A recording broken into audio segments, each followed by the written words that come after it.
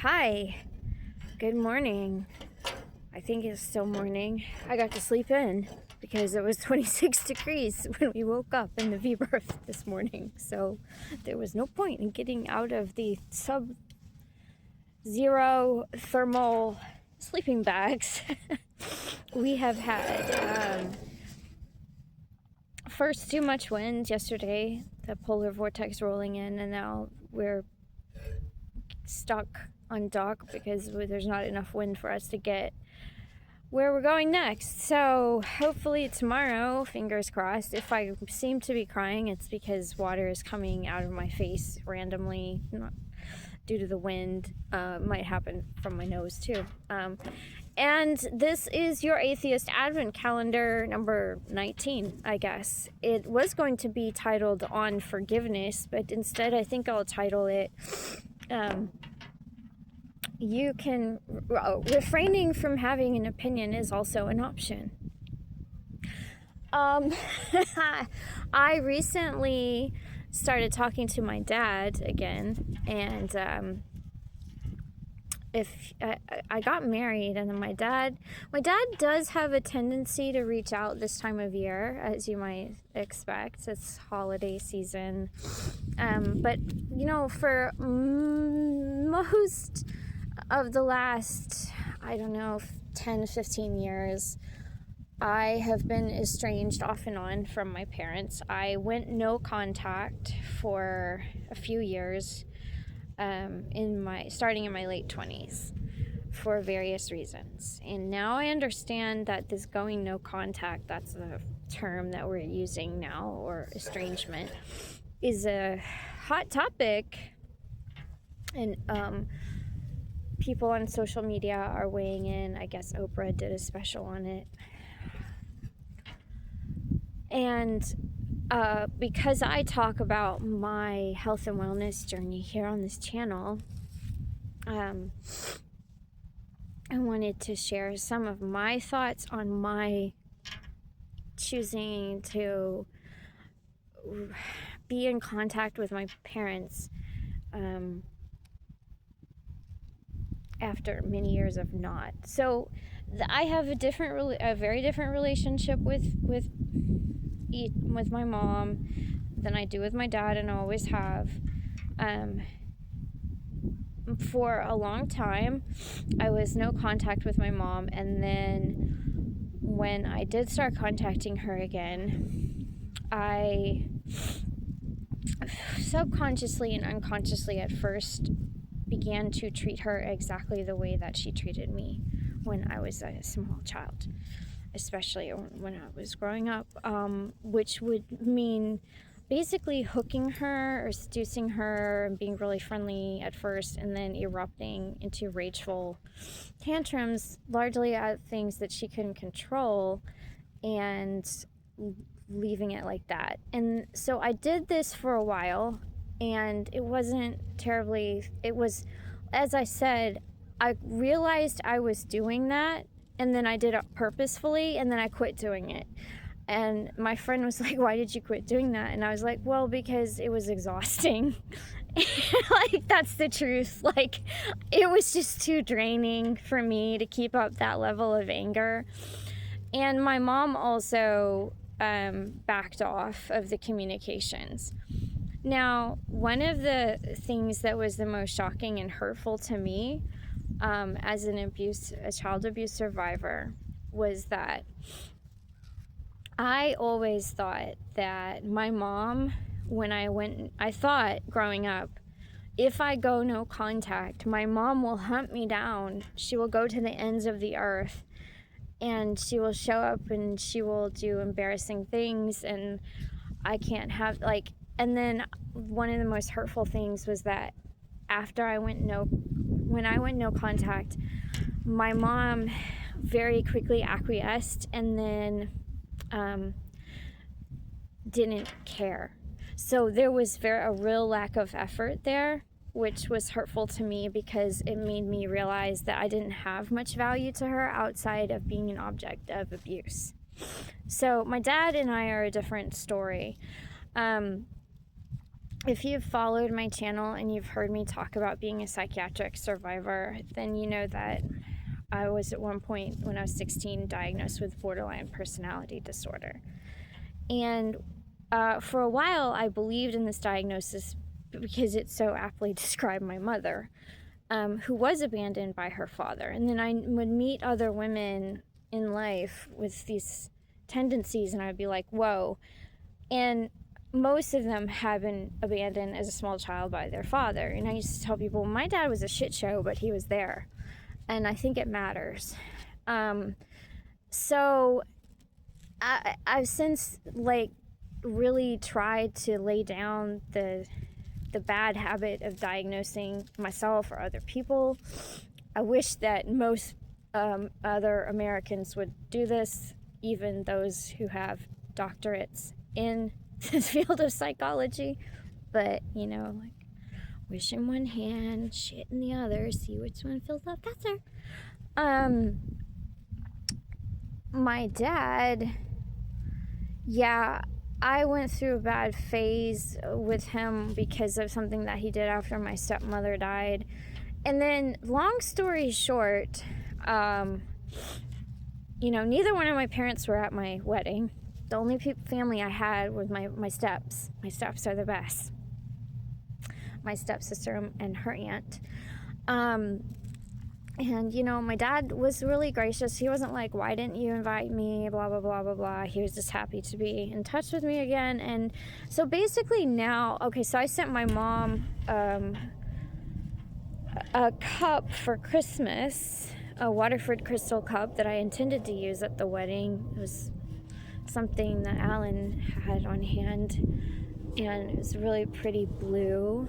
And I sent her a card that said, "Dear Mom, I have met a truly great man. We got married and are leaving the country. Much love. You know, peace out." My thoughts on all of this controversy over, well, is this a generational trend? Is therapy speak ruining families? What is this estrangement? Is that it's not anybody's goddamn business but your own. And you really should just refrain from having an opinion. The reason why I finally allowed myself to recontact my dad, and basically now I treat both of my parents and I speak to them from now on. I think I'll just speak to them like there's these old people that I know. They live far away. They don't have much of an impact or a role in my life. So why the hell not just keep it light, be polite? It's not really a major, big, huge, dramatic. I don't want, you know, like, it's not like there's not going to be a Dr. Phil embrace to bombastic music. Okay, it's just not that big of a deal. It's just not that deep. And that's the way I choose to view it. But here's why I made this decision, came to this turning point. I left Carlisle, Pennsylvania. We had sold our home, and the transition away from being a householder to being now transient. That's what they call us. Oh, the transients. That's what they call you when you dock and you get a slip. And then being newly married and everything, it just activated my CPTSD or whatever you want to call it. And I didn't sleep for 4 days. And it was literally 4 days. And Alan didn't really quite know what to do. And I was like supposed to come help with the boat. And I was just in a state in the hotel, like basically in fetal position, like. And I said to him, the only way that any of this is going to get any better is if I forgive them. And I hated to be brought to that realization, because there have been people who have come into my life, religious people, 12-step people, and they tried to prepare me for this moment, and they tried to say, oh, you know, forgiveness is the best, it's the most empowering, healing thing, it's the best thing you can do for yourself, da da da. And I was like, I'm really not going to hear this. I wasn't ready to hear it, because I was like, nobody has ever asked me for my forgiveness. They don't even know. Seriously, I had a conversation with my mom after she beat me when I was 25.